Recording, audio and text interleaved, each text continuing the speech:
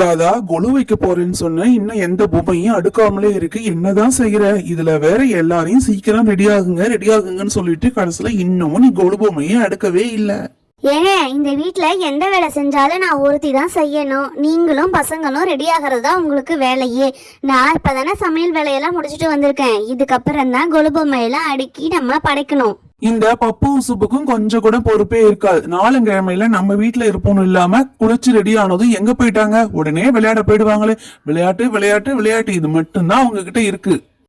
நாங்க பக்கத்து வீட்ல எப்படி கொலு வச்சிருக்காங்கன்னு போய் பார்க்க போனோம்ப்பா. எங்கேயும் போய் நாங்க விளையாடல.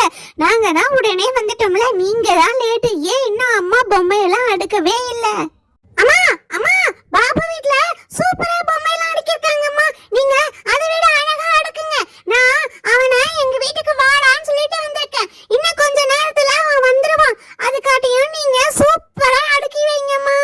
ராதா, பசங்க தான் அடுக்குன்னு சொல்றாங்கல்ல, இன்னமும் கம்முன்னு நிக்கிறியே. சீக்கிரமா படைக்கிறதுக்கு பொம்மைகள்லாம் அடுக்கி படைக்கிற வேலைய பாரு.